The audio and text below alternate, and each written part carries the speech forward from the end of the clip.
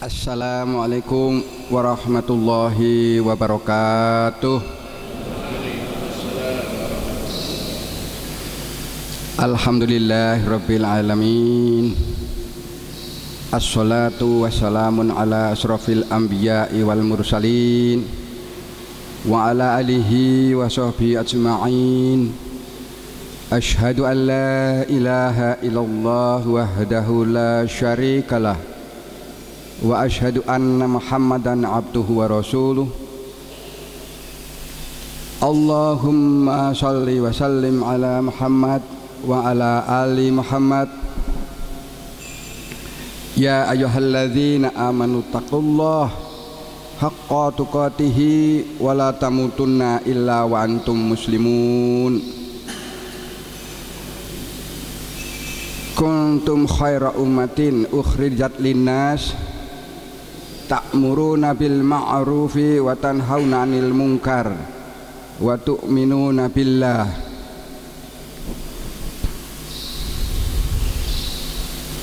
Ud'u ila sabili rabbika bil hikmati wal mau'izatil hasanati wajadiluhum billati hiya ahsan. Jamaah rahimakumullah, mari kita senantiasa bersyukur kepada Allah Subhanahu wa taala. Kita bersyukur kepada Allah yang Maha Kuasa, yang Maha Esa, yang Maha berdiri sendiri, yang Maha Agung, yang Maha bijaksana, yang Maha tahu, yang Maha berilmu, yang Maha awal, yang Maha akhir, yang mengetahui segala sesuatu yang zahir maupun yang gaib, yang batin. Kita bersyukur atas semua karunia-Nya yang telah diberikan kepada kita dengan tiada terbatas, tiada tara. Kita semua pagi ini dalam keadaan sehat dan sejahtera. Kita semua masih diberi kesempatan untuk menghirup udara segar pada pagi hari ini. Kita semua masih diberi kesempatan menikmati karunia iman dan Islam, sehingga dengan itu semua kita masih bisa melakukan aktivitas kita, aktivitas hidup kita pada hari ini, pada masa yang lalu, dan mungkin pada beberapa waktu yang akan datang sampai beberapa tahun, sampai waktunya kita akan berhenti memanfaatkan hak hidup yang diberikan Allah kepada kita.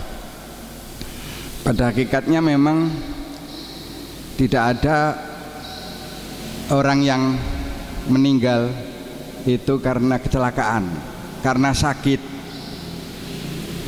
atau karena sebab yang lain. Tapi sebetulnya orang yang meninggal itu karena jatah umurnya sudah habis. Buktinya orang yang kecelakaan juga ada yang tidak meninggal. Nah, kalau orang meninggal karena kecelakaan, maka kecelakaan pasti menjadi meninggal. Ternyata tidak. Buktinya ada orang yang sakit jantung koroner pun tidak meninggal. Berarti jantung koroner tidak menjadi penyebab kematian. Hanya dalam kasus-kasus itu menjadi jalannya sampainya kita kepada jatah kita, hidup kita yang sudah habis. Salam dan sholawat semoga tercurah kepada Nabi besar Muhammad Sallallahu Alaihi Wasallam. Semoga keselamatan dan keberkahan dilimpahkan oleh Allah pada keluarganya, pada para sahabatnya, pada para tabi'in, pada para tabi'in, dan pada para pengikut-pengikutnya yang senantiasa menjalankan ajaran-ajarannya sampai akhir zaman. Mari kita juga selalu berusaha terus-menerus meningkatkan amalan takwa, karena takwa inilah yang akan mengantar kepada kemuliaan. Dan takwa itu hakikatnya bukan status statis, tapi adalah status dinamis yang berubah-ubah dari waktu ke waktu. Kadang-kadang takwa itu naik, kadang-kadang turun seiring dengan tingkat keimanan kita. Kadang-kadang kita ringan melaksanakan ibadah, kadang-kadang kita berat melaksanakan ibadah. Maka dikatakan setiap kali khutbah Jumat diserukan, dan ini menjadi rukun khutbah Jumat, agar kita terus-menerus berusaha meningkatkan amalan takwa kita. Pada hakikatnya inna akramakum indallahil atqakum. Pada kesempatan pagi yang berbahagia ini saya akan menyampaikan nanti pada bagian berikutnya adalah mengenai komponen-komponen dakwah. Tapi sebelum sampai ke sana, sebagai pengantar saya akan menyampaikan yang pertama.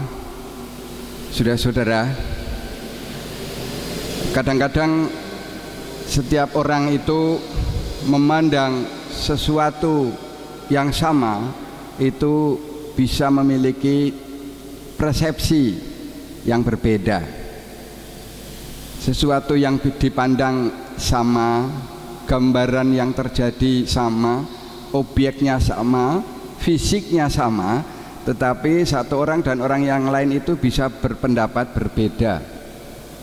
Ini ada gelas, airnya ada separuh. Itu ada yang mengatakan gelas itu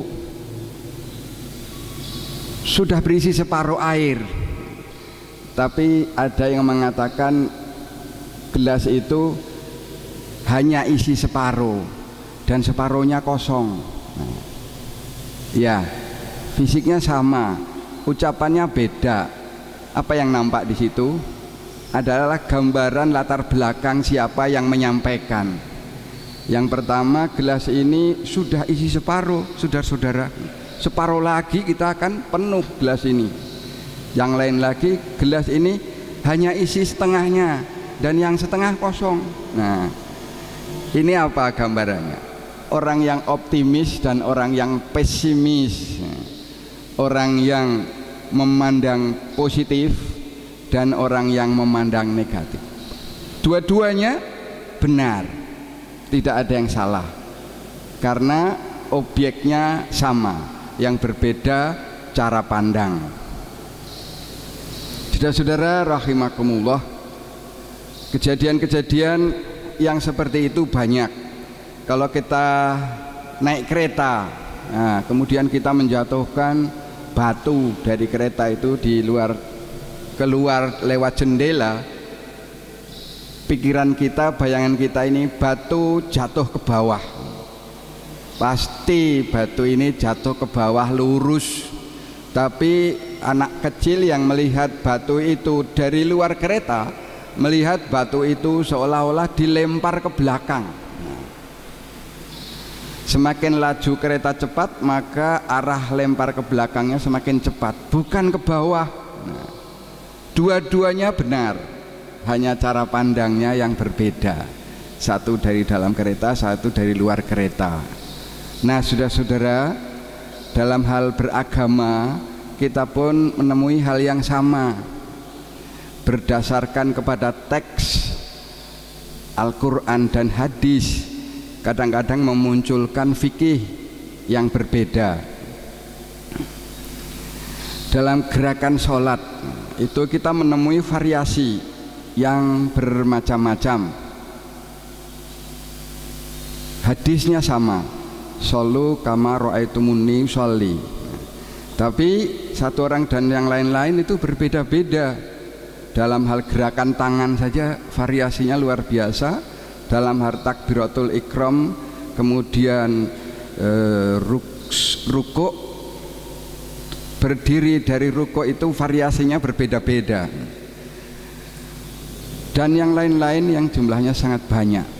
Nah, dalam hal beragama ini menyebabkan munculnya mazhab.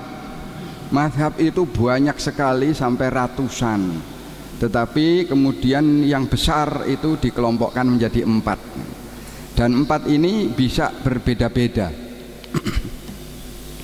Maka kemudian muncul variasi di dalam pengamalan dan pelaksanaan ajaran Islam di antara kita di seluruh dunia, dari yang paling ekstrim kanan sampai yang paling ekstrim kiri. Nah, saudara-saudara, maka Yusuf Qaradawi mengatakan bahwa perbedaan itu sebetulnya ada dua. Yang pertama itu bersifat variasi, yang kedua bersifat kontradiksi. Variasi itu artinya perbedaan itu bisa bergeser dari satu ke tempat lain. Kaya dan miskin itu variasi, saudara-saudara, bukan kontradiksi.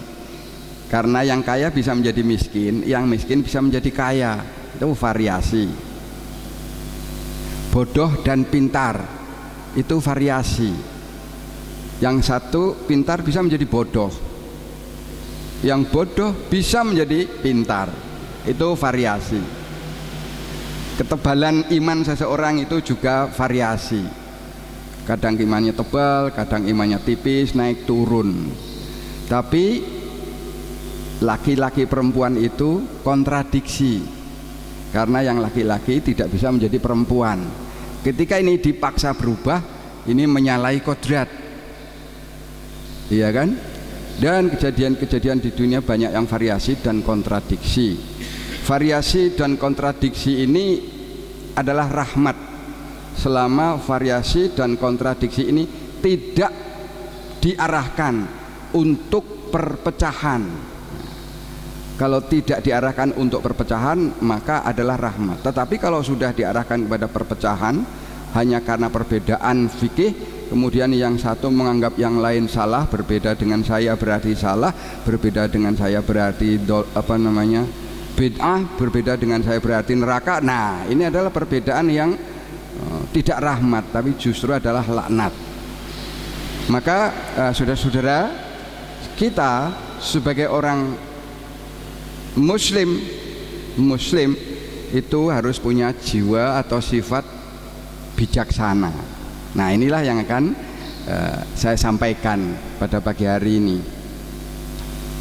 Bijaksana itu bertemunya tiga kecerdasan, yaitu kecerdasan intelektual yang kita peroleh melalui belajar, mencari ilmu pengetahuan sebanyak-banyaknya, ya, bergabung dengan kecerdasan emosi. Semakin kita dewasa, semakin kita bisa mengendalikan emosi, semakin kita tidak mudah marah, semakin kita bisa menjaga mulut kita dari perkataan atau panca indera kita dari perbuatan yang tercela. Ini kecerdasan emosi. Dan yang ketiga, kecerdasan spiritual. Kecerdasan spiritual itu adalah selalu mengkaitkan apa yang kita pikirkan, apa yang kita perbuat, apa yang kita ucapkan itu berhubungan dengan Allah, bahwa segala keperbuatan yang kita lakukan itu akan berakibat perhitungan dengan Allah. Sehingga orang yang dewasa ini akan menjadi orang yang sangat hati-hati dalam berbicara, dalam berpikir pun sudah mulai hati-hati, apalagi di dalam bersikap. Membaca berita yang ada di WA itu tidak buru-buru merespon. Wah, saya emosi, saya marah. Saya belum pernah mendengar ini Rasulullah itu menunjukkan emosi. Saudara-saudaraku, sahabatku, aku sedang emosi. Tidak ada. Yang ada itu selalu kedewasaan, kesabaran, dan lain sebagainya, yang menunjukkan dia itu orang yang mulia. Dan saudara-saudara,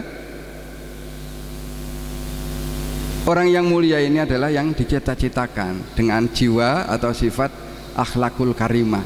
Ini yang dicontohkan oleh Rasulullah agar kita menuju ke sana dengan segala apa yang kita miliki, profesi kita, pengetahuan kita, kekayaan kita, panca indera yang dilengkapi kepada kita itu dituntun untuk melakukan segala sesuatu menuju kepada status kemuliaan.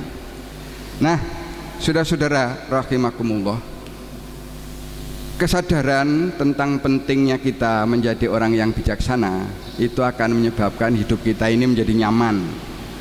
Seperti halnya begini, hari ini kita melihat bahwa pengajian, majelis taklim,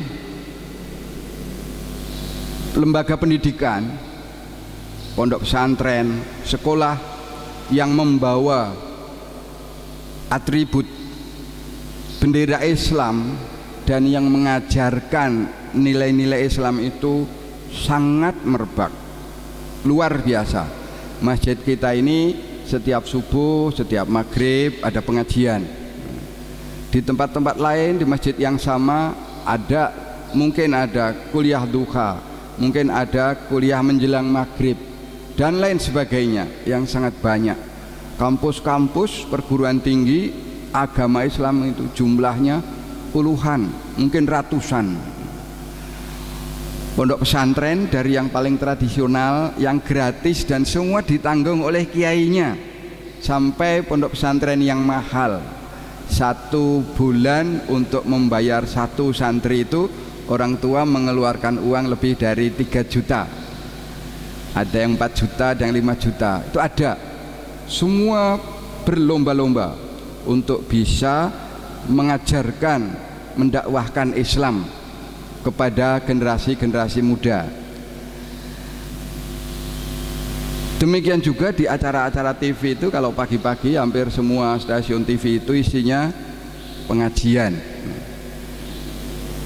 Nah, saudara-saudara, di satu sisi itu menggembirakan, membahagiakan, tapi di sisi lain kita melihat bahwa kemaksiatan, kemungkaran, kebatilan di sekitar kita pun juga semakin banyak. Iya, saudara-saudara. Dan ini juga sudah sejak dulu. Kegiatan dakwah Islam diajarkan dan dikembangkan kemana-mana juga sejak zaman dulu.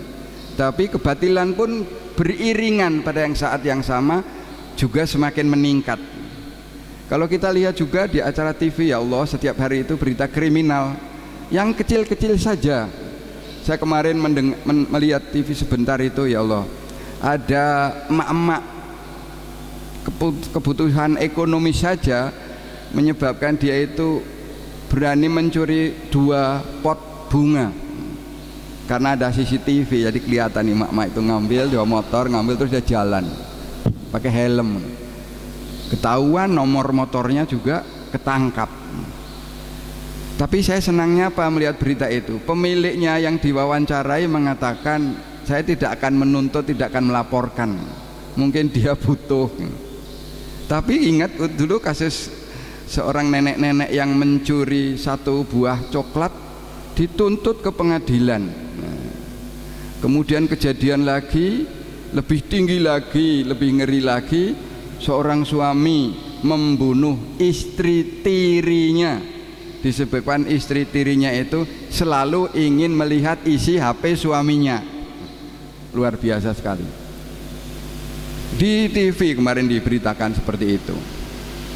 Juga kejadian-kejadian yang sangat banyak yang berhubungan dengan kriminalitas. Nah, termasuk juga istilahnya kemudian disebut sebagai penyusup-penyusup.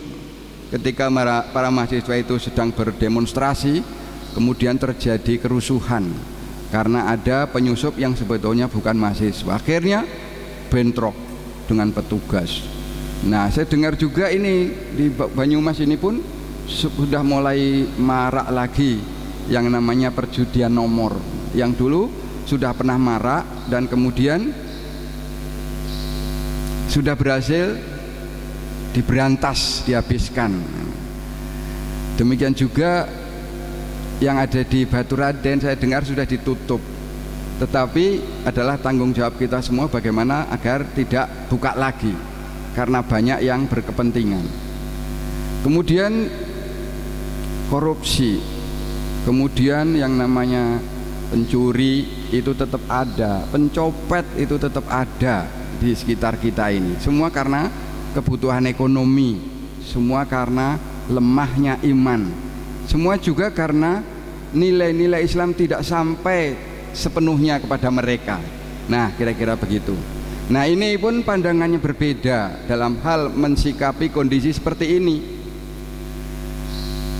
Karena ketika kejadian itu terjadi, saudara-saudara, maka ditangkap oleh polisi penjahatnya itu, baik penjahat-penjahat kecil seperti maling, seperti rampok, seperti sampai yang besar, koruptor dan sebagainya. Ternyata semua orang itu agamanya Islam, semuanya Muslim, dan kita sering dikelabuhi ketika ada di depan pengadilan itu hampir semua ya menggunakan baju koko warna putih dan pakai peci agar memberi kesan kepada hakim, saya ini orang Islam yang baik, kemarin yang saya lakukan itu khilaf. Nah, kejadian terjadi seperti itu. Saya lihat setiap kali kejadian kriminal di pengadilan dilakukan, itu gambarannya seperti itu, saudara-saudara. Nah, maka dalam memandang kondisi seperti itu pun kita bisa berbeda.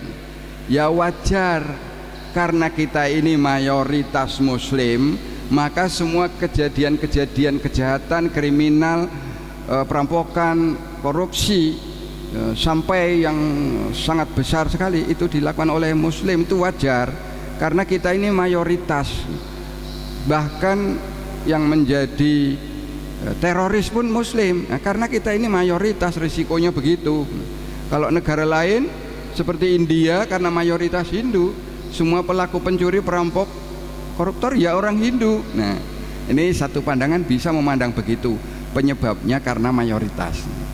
Tapi bisa saja pandangannya berbeda, bahwa mayoritas itu sebetulnya bukan sebab, tapi akibat dakwah yang berhasil. Saudara-saudara, saya mau bertanya ini, kapankah Islam menjadi mayoritas di negeri ini? Kira-kira menurut bapak-bapak, kapankah Islam menjadi mayoritas di negeri ini? Kira-kira ada yang bisa jawab? Pak Yusuf? Sejak lahir kita, ya turun temurun. Tapi ketika kemudian populasinya menjadi mayoritas, kapan Islam menjadi mayoritas di negeri ini?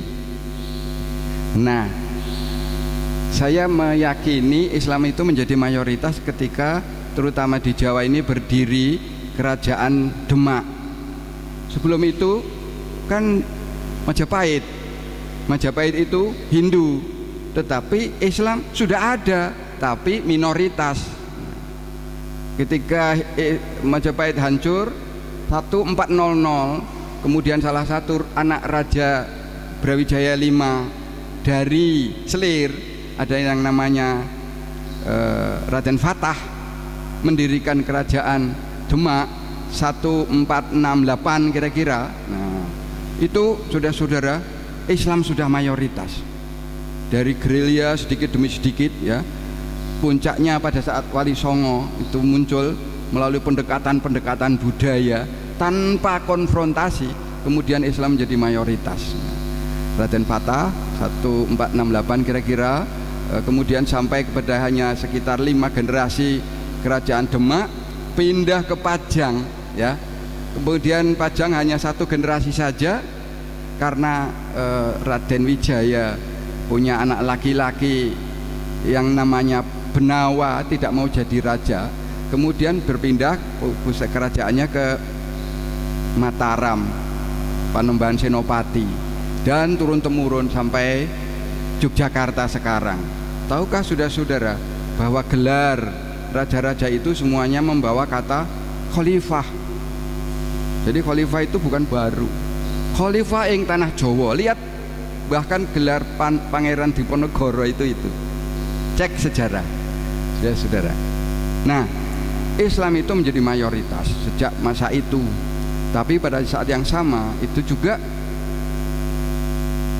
kriminalitas, kejahatan dan keburukan-keburukan juga merajalela. Pertanyaannya kan, kenapa di satu sisi dakwah berjalan semakin moncer, semakin dinamis, berbagai macam media digunakan, tetapi justru pada saat yang sama juga kejahatan juga semakin banyak, kejahatan fisik maupun kejahatan intelektual, ada unsur-unsur yang ingin mengacau Indonesia, ingin memecah belah Indonesia, ingin menurunkan cahaya Islam Indonesia dari luar, dan banyak lagi pendapat begitu, justru makin banyak. Nah, ini pertanyaannya. Nah, saudara-saudara, padahal kita tahu di ayat awal tadi semua muslim pasti sudah paham bahwa yang namanya dakwah itu wajib. Tadi yang saya baca itu adalah Ali Imran 110 ya. A'udzubillahi minasyaitonirrajim. Kuntum khaira ummatin ukhrijat linnasi ta'muruna bil ma'rufi wa tanhauna 'anil munkar wa tu'minuna billah. Kalau mau dilengkapi yang ayat yang ke-104 juga seiring dengan itu ya. Wal takum minkum ummatu yad'una ilal khairi ya'muruna bil ma'rufi wa yanhauna 'anil munkar wa ulaika humul muflihun. Nah, dan ayat-ayat yang sejenis dengan ini sangat banyak. Setiap diri kita itu berkewajiban untuk dakwah. Berkewajiban untuk dakwah. Tapi nanti akan saya sampaikan juga mengenai hukum lakukan amar ma'ruf nahi munkar itu ternyata seperti Syekh bin Bas menyatakan fardu kifayah. Artinya kalau sudah ada yang melakukan amar ma'ruf nahi munkar, maka yang lain sudah terbebas dan menjadi sunnah yang utama, yang baik. Tapi kalau sudah tidak ada tidak ada yang melakukan amar ma'ruf nahi munkar, maka semua menjadi dosa. Nah, saudara-saudara rahimakumullah, saya mendapatkan satu sumber yang cukup bagus mengenai komponen-komponen dakwah. Artinya apa? Ketika bahwa kegiatan dakwah ini tidak jalan dengan maksimal, kita punya kereta zaman dulu, kita punya mobil, kita punya motor, jalannya itu tidak maksimal. Motor itu sudah digas maksimal, itu jalannya juga pelan, bahkan penumpangnya juga agak miring. Atau mobil itu tersendat-sendat jalannya, itu pasti ada komponen yang tidak beres ya. Rumah tangga kita itu tidak bisa berjalan dengan lancar, hubungan dengan istri, dengan anak tidak mulus dan tidak baik, pasti ada komponen rumah tangga yang tidak jalan. Nah, dakwah kita juga begitu. Kenapa dakwah tidak bisa maksimal? Mendatangkan jamaah untuk masjid kita tidak pernah bisa penuh kecuali Jumat. Nah, ini juga PR untuk para takmir masjid ya, kita semua takmir masjid pasti ada komponen yang tidak jalan. Nah, inilah yang ingin saya sampaikan sebetulnya saudara-saudara. Nah, nanti kita lihat komponen mana yang tidak jalan. Mohon ini bisa dicermati bersama-sama. Saudara-saudara, ada 10, tapi saya tidak akan panjang-panjang komponen dakwah atau unsur-unsur dakwah. Dan ketika 10 ini berjalan dengan baik, terkoordinasi dengan rapi, insya Allah maka dakwah itu akan sukses. Yang pertama, unsur dakwah itu adalah dasar yang kokoh. Dasar yang kokoh itu artinya dasar negara kita itu Pancasila. Maka Pancasila itu harus dipahami dengan kokoh oleh bangsa Indonesia.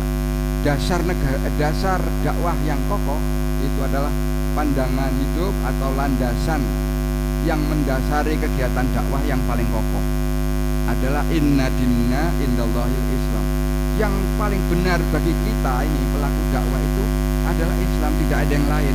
Ketika kita mengaku Islam, kita melakukan dakwah, tapi kita meyakini ada nilai lain yang benar yang mendampingi Islam. Saya Muslim, saya meyakini sistem komunis itu benar, saya adopsi, dakwah tidak jalan. Maksudnya begitu.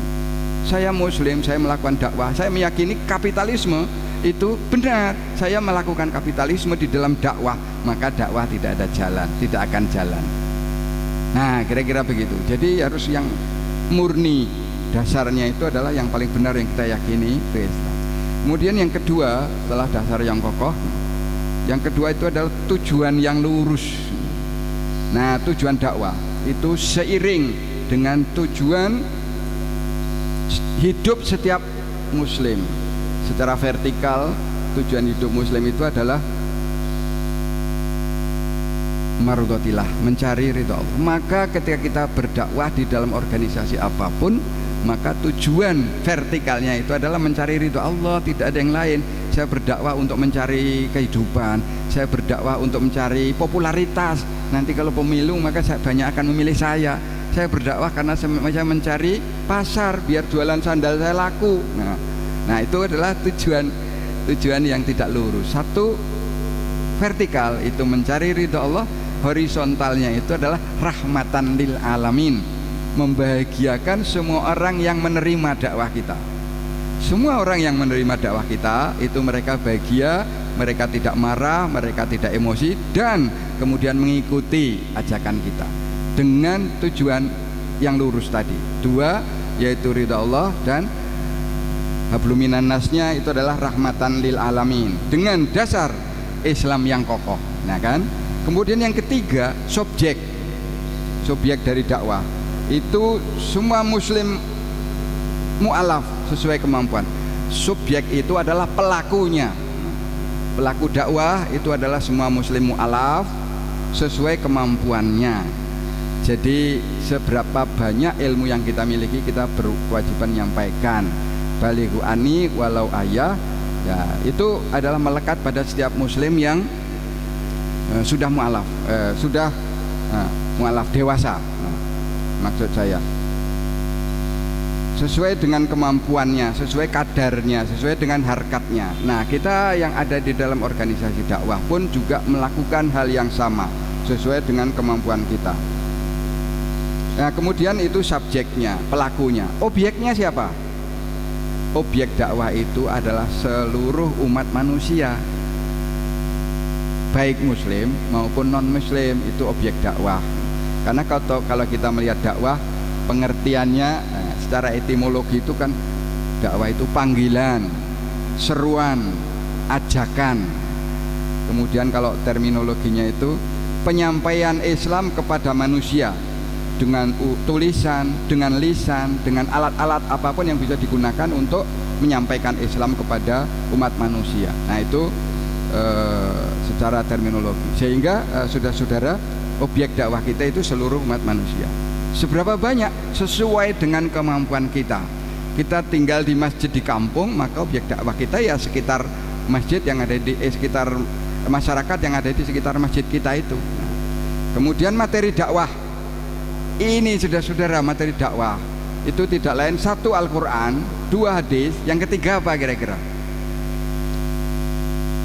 Nah, seluruh ilmu pengetahuan dan teknologi yang dihasilkan oleh manusia dengan mengeksploitasi, memanfaatkan, mengembangkan sunnatullah, hukum-hukum alam yang tidak bertentangan dengan Al-Quran dan hadis, bisa menjadi sumber materi dakwah. Seorang dokter, dia mengembangkan metode-metode pengobatan terbaiknya, mulai dari yang paling sederhana sampai yang paling canggih, mengenai bedah saraf, bedah otak, bedah apa saja, dan itu kemudian didakwahkan. Kemudian juga termasuk bagaimana cara mencegahnya di depan mimbar. Ilmu-ilmu pengetahuan itu tidak ada teks di dalam Al-Quran, tetapi itu adalah hasil pengembangan pemikiran manusia pada masa itu. Pada masa-masa keemasan Islam, kita pernah mengenal yang namanya Ibnu Sina, itu sangat terkenal sekali sebagai bapak kedokteran dunia, dan ilmunya kemudian diadopsi ke Eropa, menyebabkan Eropa menjadi benua yang keluar dari abad ke-8 karena jasa salah satunya Ibnu Sina.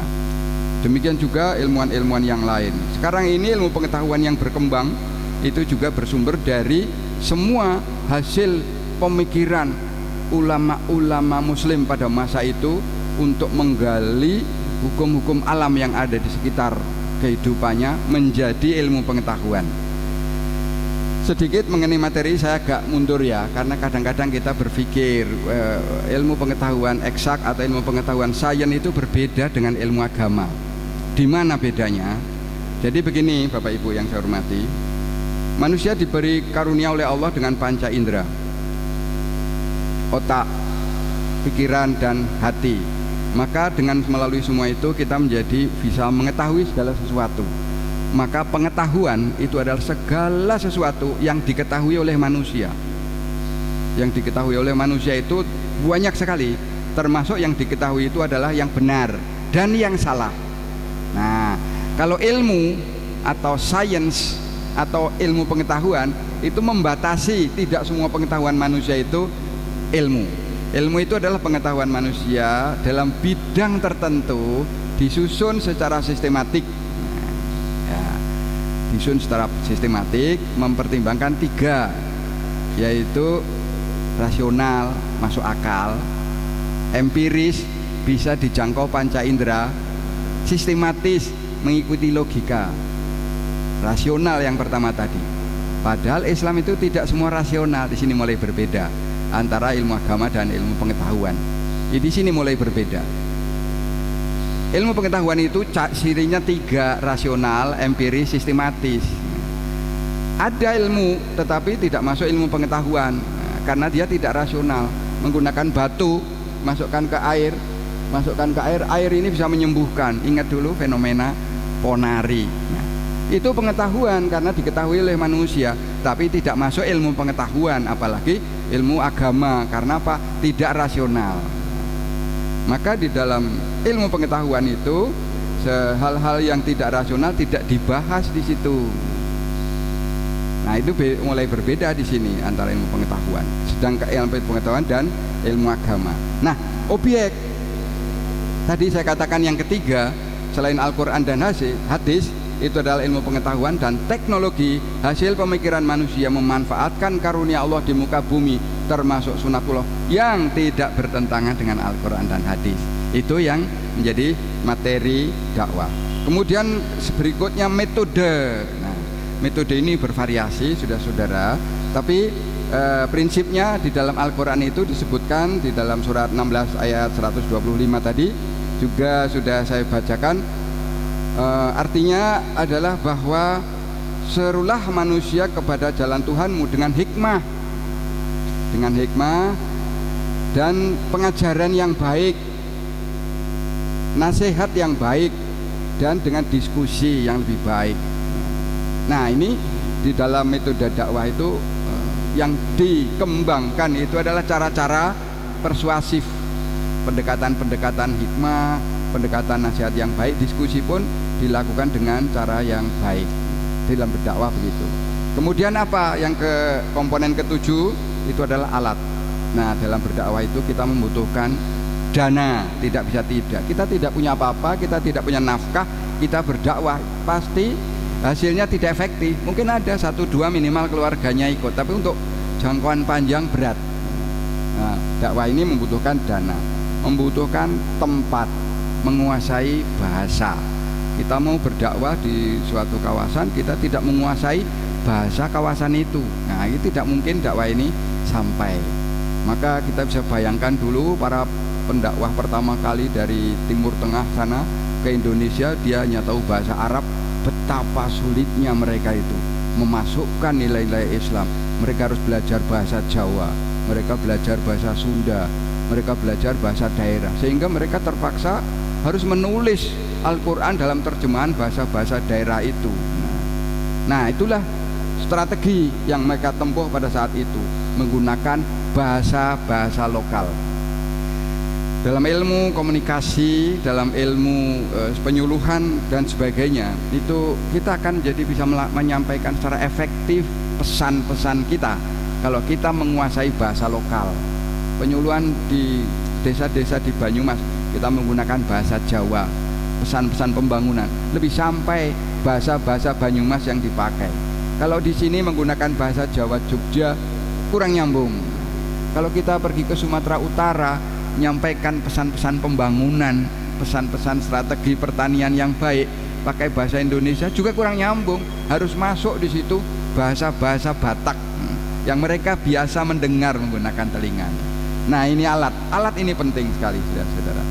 Bahasanya, tempatnya juga yang nyaman. Mau dakwah pengajian jam 12 siang di alun-alun misalnya tanpa ada naungan, berat sekali mendatangkan orang, kecuali ada sebuah kekuatan wibawa yang besar dari dai. Ini mungkin bisa. Kekuatan wibawa yang besar dari dai, masyarakat semua sudah kenal, semua merindukan kehadirannya, nah mungkin bisa. Tapi kalau biasa-biasa saja, nah, itu akan menjadi aneh. Nah, gitu ya. Itu mengenai alat, dananya, tempatnya, bahasanya, medianya. Zaman sekarang kalau kita punya masjid yang ada layarnya, semua orang bisa melihat layar, itu juga akan lebih efektif daripada selalu dalam keadaan penyampaian secara lisan. Nah, misalnya begitu ya. Waktu, nah kita mencari waktu yang tepat, yang orang-orang itu dalam keadaan tidak lelah, tidak capek, sedang segar dan lain sebagainya, sehingga sangat bagus dipancing ya, saudara-saudara. Nanti setelah pengajian itu kita akan minum kopi bersama-sama. Nanti setelah sholat duhur pengajian 7 menit makan siang bersama. Wah, itu kalau bisa bagus sekali. Nah, kemudian yang ke-9, nah ini yang paling jarang dilakukan adalah evaluasi. Pernahkah kita melakukan evaluasi? Gege takmir dhewek iki wis setahun ya.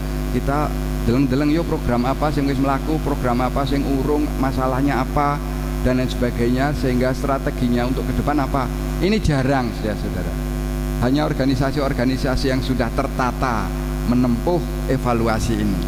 Dan ini penting. Masjid kita ini Masjid Agung Baitus Salam, ketakmiran bulan Desember nanti sudah 1 tahun. Nah, apakah kita sudah evaluasi selama 1 tahun berjalan? Ya, kalau belum, mari kita coba untuk melakukan evaluasi, sehingga ketemu masalah-masalahnya, ketemu akar masalahnya, kita bicarakan solusinya untuk perbaikan masa yang akan datang. Nomor 9. Nah, itu 9 itu komponen-komponen dalam kontrol manusia pelaku-pelaku dakwah. Nomor 10 kira-kira apa? Dan ternyata nomor 10 ini adalah yang paling penting. Komponen dakwah yang paling menentukan keberhasilan sebuah gerakan dakwah. Nomor 10 ini ternyata adalah faktor X, yaitu hidayah, taufik dari Allah. Betapapun perjuangan kita itu, kalau tidak ada hidayah juga akan sangat berat sekali. Nah, tapi kalau hidayah itu datang, ya insya Allah akan lancar semuanya. Kira-kira begitu faktor X ini. Nah, sudah. Karena apa ini kan menjadi penting? Karena inilah yang paling menentukan, bukan kita, bukan usaha kita yang mengantar kita kepada tercapainya cita-cita, bukan tenaga kita yang mendatangkan rezeki kepada kita, bukan kecerdasan otak kita yang menyebabkan kita pandai dan cerdas, tapi adalah karena izin dari Allah, karena karunia dari Allah. Sehingga dakwah yang sukses itu adalah dakwah yang unsur-unsurnya lengkap dan berfungsi dengan baik semuanya, dan kemudian unsur-unsur itu berjalan secara sistematis, didudukkan dalam proporsinya dan terkoordinir. Ini yang paling penting lagi. Yang kedua kalinya saya mengatakan bahwa kebaikan, gerakan dakwah menuju kepada kebaikan dan kebenaran yang tidak terkoordinir dengan baik itu bisa dikalahkan oleh kedoliman yang mereka terkoordinir dengan baik. Jadi koordinasi di dalam komponen dakwah, koordinasi di antara pelaku-pelaku dakwah itu menjadi faktor yang sangat penting. Bagaimana kita satu dengan yang lain di dalam satu organisasi, satu jamaah, saling menghormati, saling menyayangi, saling toleransi, saling sopan, santun, lemah lembut dan sebagainya. Tidak mudah klaim kamu udah berbeda dengan saya, maaf ya. Nah, yang seperti itu. Ini emosi yang muncul. Jadi kembali ke yang tadi itu, kedewasaan kita itu menjadi penting. Nah, kemudian banyak yang tadi kami sampaikan dakwah belum berhasil itu bisa karena kelemahan dari unsur-unsur yang ada. Motor yang tadi sudah digas keras sekali ternyata tidak bisa jalan cepat. Oh, ternyata businya lemah. Oh, karburatornya kotor. Nah, ini harus dibersihkan. Makanya ada yang namanya servis. Organisasi dakwah perlu diservis, saudara-saudara. Bapak Ibu tahu nggak kalau perusahaan-perusahaan besar yang ada di dunia ini semuanya diservis.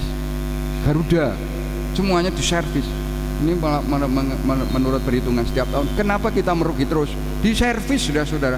Datangkan konsultan, Nah, konsultan ini bayarannya untuk bicara setengah jam saja bisa 100 juta. Tapi efektif. Garuda kemudian menjadi baik. Telkom, ya selalu ada servis bank, selalu ada servis. Kenapa tiba-tiba PT KAI yang dulu penuh dengan tukang ngamen, pedagang yang sekarang bisa rapi, ada tukang servisnya, saudara, tukang servisnya. Nah, gerakan dakwah ini ada nggak tukang servisnya? Yaitu evaluasi tadi. Nah, itu yang belum, yang kemudian. Nah, itu pentingnya kita melakukan evaluasi agar kita semakin efektif di dalam organisasi kita. Kita melakukan servis motor kita, mobil kita secara rutin. Semakin rutin servis dilakukan oleh ahlinya, motor kita semakin tetap nyaman kita kendarai. Semakin sering servis motor kita pun hal yang sama. Nah, keluarga juga perlu servis, saudara-saudara. Maka ada biro konsultasi keluarga. Demikian juga yang lain-lain. Nah, ini organisasi dakwah ini nampaknya yang belum maksimal servisnya. Demikian juga yang kedua yang bisa menjadi penyebab dakwah belum berhasil itu komponen-komponen dakwah itu tidak harmonis satu dengan yang lain, tidak bisa jalannya searah, seiring, seimbang menuju ke satu titik yang sama dengan nyaman. Kira-kira itu saudara-saudara yang bisa kami sampaikan. Intinya satu, kita punya kewajiban dakwah. Yang kedua, kita perlu menjadi orang yang dewasa, yaitu memiliki kecerdasan emosional, kecerdasan spiritual yang bersama-sama dengan kecerdasan intelektual. Dan yang ketiga, kita memahami komponen-komponen dakwah, dan secara rutin itu komponen dakwah itu kita servis, kita evaluasi. Mudah-mudahan dengan strategi ini gerakan-gerakan dakwah yang kita lakukan bisa menjadi lebih baik. Kurang dan lebihnya mohon maaf yang sebesar-besarnya. Wassalamualaikum warahmatullahi wabarakatuh.